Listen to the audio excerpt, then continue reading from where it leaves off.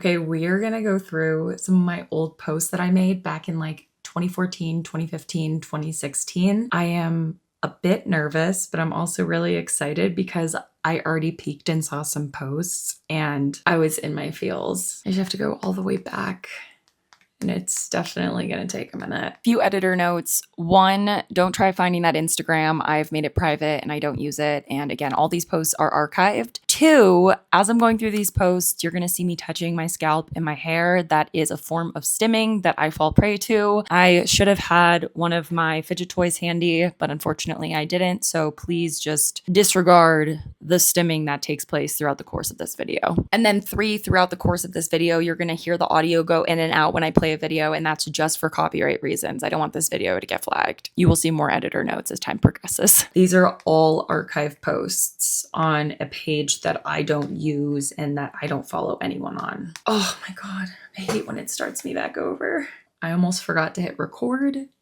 Glad I remembered to do that. We go to restaurants. We would do barters where we would go have our meals comped and we did content for them to repurpose for their socials, specifically vegan spots in LA. This was a vegan spot in Orlando called Dixie Dharma, partnered with Celsius, Coco Bella Creamery spot in LA. Oh, this is when I went to Coachella and had a, not artist pass, it was a, I think vendor pass. And we got that in return for shooting content, me and a friend. Oh, this was literally for a collaboration for socials. So this was Veggie Girl in 2017. We used to go to Sun Cafe all the time and the owners would like have us take over an entire part of the restaurant and shoot content. And it would be for like their seasonal menu. Sun Cafe is still one of my favorite restaurants. And one random fact is during one of the tastings that I was at, Mac Miller was there. And it was when he was dating Ariana Grande. So I don't know if he was already vegan, but obviously our girl Ariana Grande is vegan. And I just remember seeing him and being like, oh my God, celebrities love to go there. Like Miley Cyrus is there constantly. I never got to see her there, but a lot of my friends who did tastings that I wasn't able to attend because of a schedule conflict, they would see her like enjoying her meal. And like when we would see these celebrities, we wouldn't interrupt them, we wouldn't bother them, but we would just admire from afar. I'm just gonna keep moving forward because it's all a bunch of food content. And again, this was all not like paid for, but did we eat good when we did collabs like these? So what's funny is even when I was trying to do this form of content creation that I didn't realize was UGC, I also didn't understand that this was experiential UGC, going to restaurants, shooting the content in return. Again, it was barter deals. We were not paid. I'm sure we could have negotiated it, but we also used to go out to eat literally every other day at some of the nicest spots in LA. So I was like never upset about it. And it was also helping me build my portfolio. Random things, Mark Ruffalo. Outside of like random celebrity sightings and getting to work with them in passing, like Mark Ruffalo, Shailene Woodley was also at that event. And then I did things where like I would shoot at a sneaker event that I was hired for. And who is the woman that I saw? She created the Honest brand. What is her name? Oh, Jessica Alba. So I didn't like get to actually meet Shailene Woodley and Mark Ruffalo, but I was literally within like a foot of Jessica Alba. So that was really cool and super unexpected. But I guess it made sense because the event I was at, she was an investor in the brand. This was my friend Shannon. She did American Idol one year and was like a finalist. So the reason why we did this shoot, it was for a product collab. So I had her modeling what was York Project's hat at the time. And we shot it in the Malibu Hills.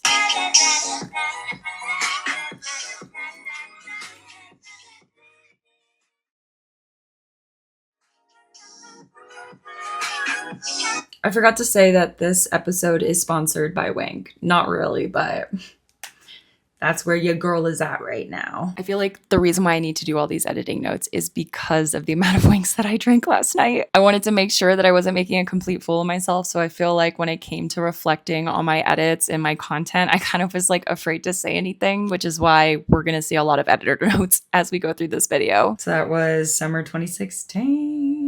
One of my favorite things to do, take photos of other photographers. I went to Electric Forest with, I'm not gonna say influencer, but like she wanted me to film all her content while we were there. So that was summer 2016. I love the content that I shot.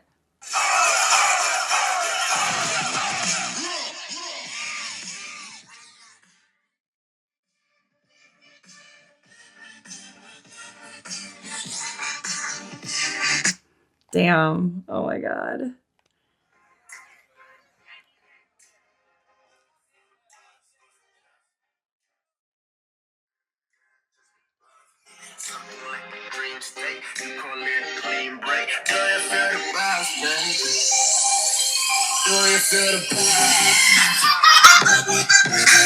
Oh, that's so vibey. Oh, this was also fun.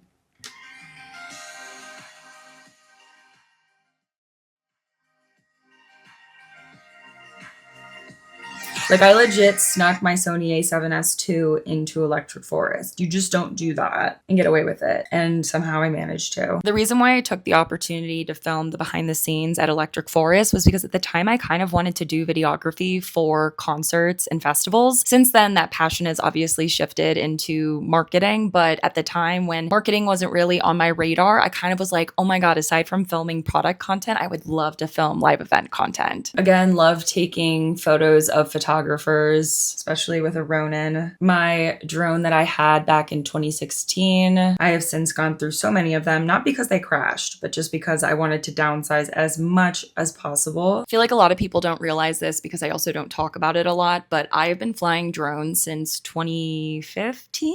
Yeah, I mean, I've been flying for years. I've set it off on multiple continents. I flew it in Japan, Australia, literally all over the country. And it is definitely a handy tool to have on you, but I'm also just one of those people where like I don't just set it off for fun. This was from a music video that I helped shoot in 2016. Oh, photography content from when I was working with Bob Proctor. If you don't know who I'm talking about, look up The Secret, Bob Proctor. Crazy, literally attracted that opportunity. I ended up working with Bob Proctor as my first contracted gig, like first big opportunity. This was for a quarterly contract of what came out to, I think, just shy of $35,000, which was the most money I had ever seen in my entire life. I was their remote video editor. And then when they did events around the country or in Toronto, which is where the company was based, they would fly me out so then I could be the event videographer. This was back in 2016. And since then he has passed away. So rest in peace, Bob Proctor. But it's kind of crazy because I was raised on The Secret. So the fact that I was able to literally attract this opportunity into my life was just beyond kismet and definitely one of my favorite moments to look back on. Me with my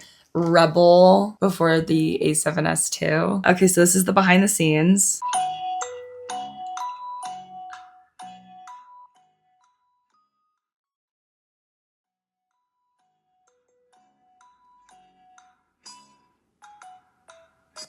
Now, obviously, this person on camera was not me. This is an old friend, but I produced it, I filmed it, I edited it. So I did all of like the storytelling aspect and then was just like directing her on how I wanted to showcase the product in action. Obviously, it's quite silly, but the main value prop was that it's not going to fall out of your ear no matter what you do. So I really wanted to show that in action. Okay, and then this is the finished project.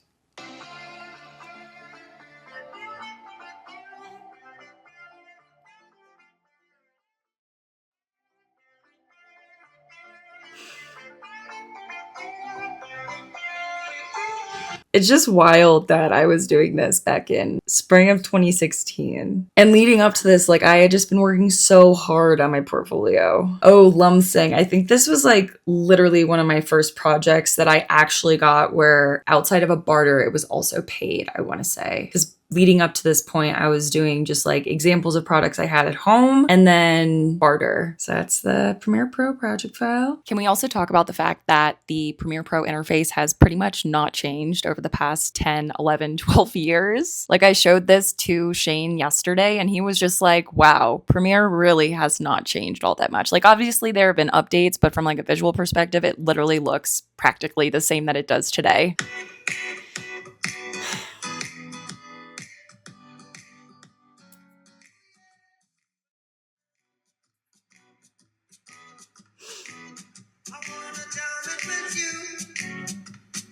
That's so funny.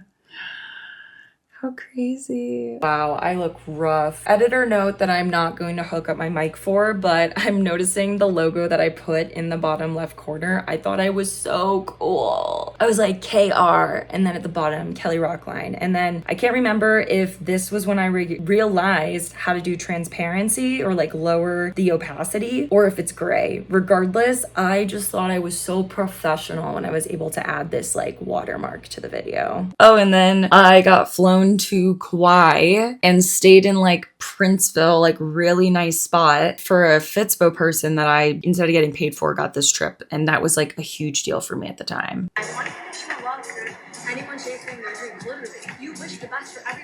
So I filmed and edited all this content.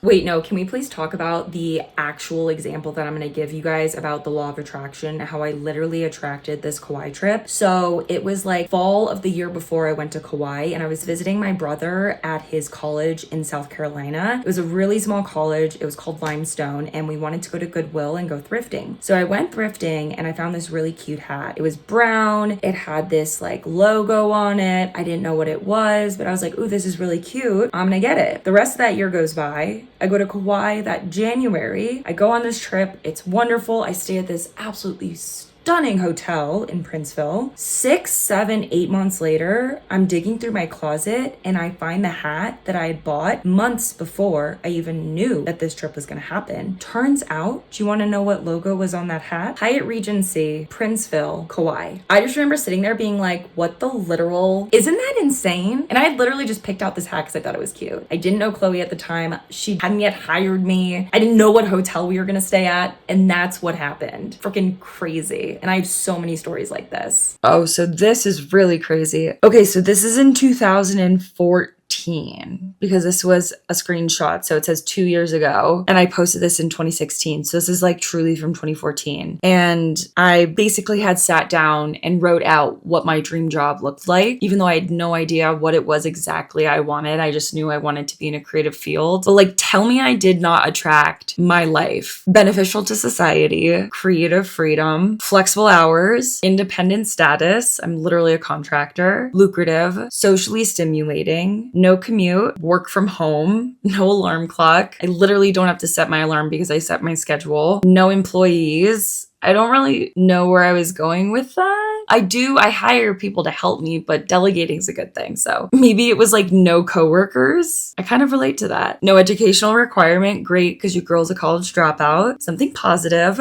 Great product or service. Unlimited income. Fun. Performance paid. How did I even know to write that? I'm literally in performance creative and like can negotiate my rates to be way more competitive when I do a really good job for my clients. Travel the country/world. Grow as an individual. I wonder if anything's cut off here. Work with friends and family. Literally UGC. Carrie does UGC. Like my mom is so involved in it. My entire family supports it. And then like everyone I work with, like I love. Team, not competing. Exactly. Rising tide lifts all boats, in my opinion. That is what the UGC community for the most part is. Helping others, literally UGC Pro. Interacting with a broad range of people, the UGC community and clients and brands. Ability to innovate, create, and learn.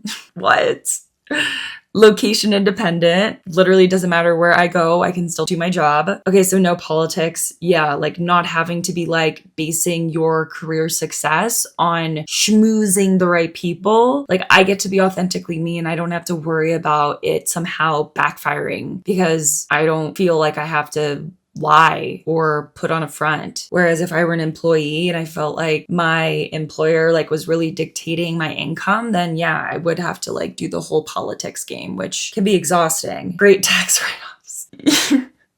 No comment. Consistent communication and support. Not just about the money. Guys, I literally attracted the life that I live today. And that was written 11 years ago. That's crazy. If you have seen the part of The Secret where there's this guy being interviewed and he's talking about how he put a image of a house on his dream board and he forgot about it over a period of time and moved into a new house after he bought it and was unpacking stuff and he came across his old dream board. Turns out the house he was living in was the house that was on his dream board. Not a house that looked similar, a house that was literally from a magazine that he had cut out and put onto his dream board years ago. I forget how long it was, but it's in The Secret, which is, I want to say, on Netflix. When I came across this image, I felt like that guy felt. I know it's not the same thing, but the fact that I was able to describe to the very smallest detail the career that I have today is pretty incredible. And you have to keep in mind that I didn't know what UGC was. Influencers were still so new. I knew I didn't want to be an influencer, but I knew I was passionate for like content creation, storytelling, filming, editing. So the fact that I wrote this down in 2014, 11 years ago, is again, it's a feeling that I cannot describe, but the closest thing to it would be the exact same way that the guy from The Secret felt when he realized that the house he had put on his dream board was the very house he was living in over a decade later. Oh, this video. Oh, I was so proud of it. Okay, so here's my project file. Here's the video.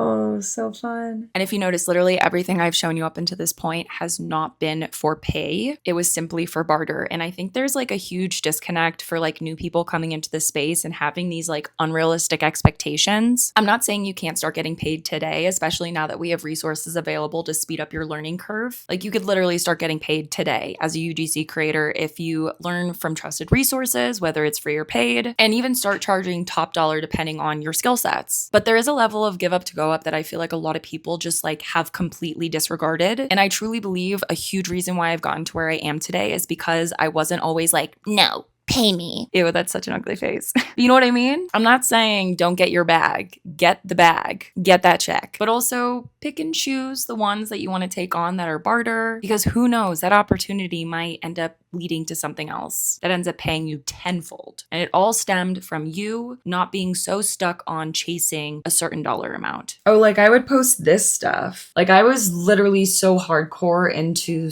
personal development, law of attraction, literally read and listened to Think and Grow Rich multiple times. Got a journal for like documenting stuff and like practicing law of attraction, affirmations. I'm so happy and grateful that, and then like list out, it looks like in this case, the destinations that I wanted to go to at some point, which is just so funny. I very rarely talk about the law of attraction, but I swear to God, I would not be where I am today if it were not for how just like adamant I was about like practicing affirmations, creating a dream board, having a journal, literally envisioning the life that I wanted as if I had it already. It makes me happy now seeing more people talk about it. But for some reason, because everyone's been talking about it, I've kind of been like, oh, well, I don't really need to talk about it. Everyone's already talking about it. But I've just had so many crazy circumstances and situations that have come up where I was just like, oh my God, I literally attracted this. Oh, this is so cute. I wish I knew who this was. This was shot in, it's not the capital of Florida, St. Augustine. Why is everything so wrong?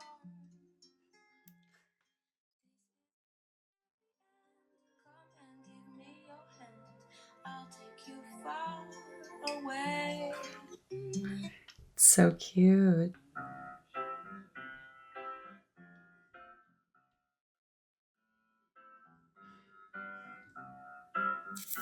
So this was actually my mom's idea at the time. She was suggesting that I go to Disney and create a practice video. That way then I could start getting clients who were families that wanted to have like a behind the scenes documentary style kind of like edit after going to the parks for the day. I ended up doing the practice video, but I was way too afraid. I was way too introverted. I had just like high functioning anxiety. There was no way in hell that I was going to do this with a family, but my mom was right on target as far as like what experiential UGC could end up looking like. Because fast forward today, and like now people like at weddings are hiring someone to come film behind the scenes content for like the bride and groom. And there are literally people that do go on trips to like the parks to film behind the scenes. Again, I was too afraid to do it at the time, but my mom was right on target with what experiential UGC would end up looking like. I would film when I would go abroad. So here's a video I think I filmed in London.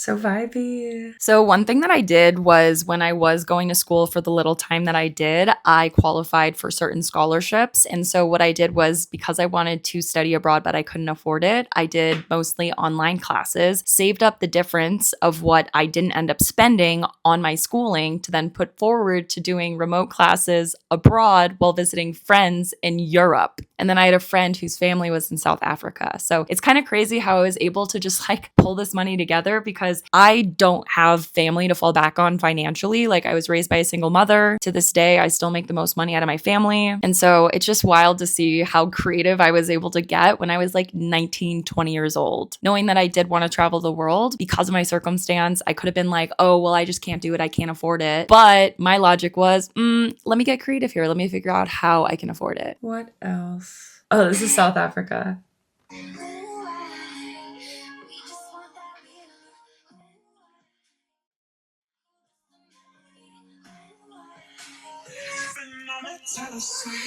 Oh, another London.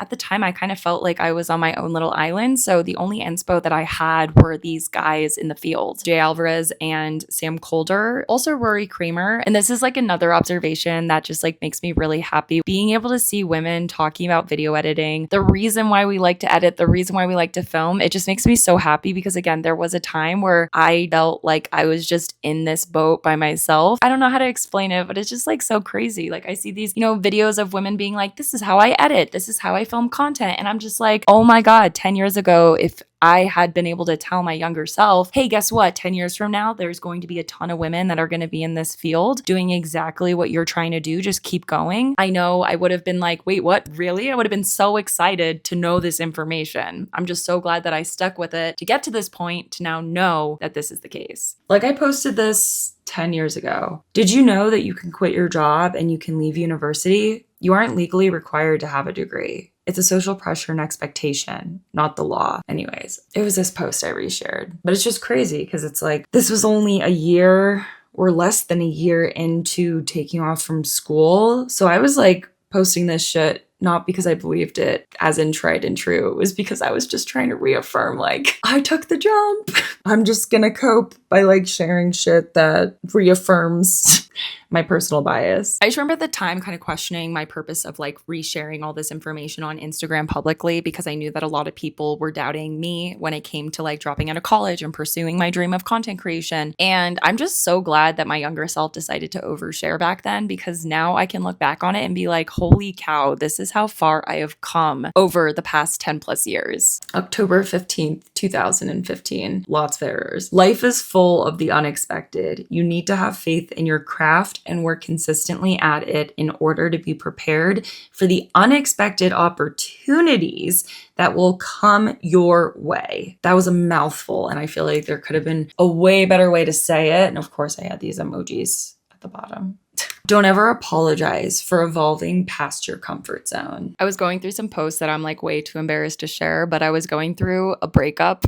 My old best friend, who I had known for like literally over a decade, we started dating, and within like 3 months' time, he cheated on me. He literally cheated on me within like the first 3 months of dating. So I was in my post breakup, just gonna post my inspirational captions to show that I've moved on. Hence the don't ever apologize for evolving past comfort zones. I really told him. He probably didn't give a damn. This is me, baby. I lost my blades.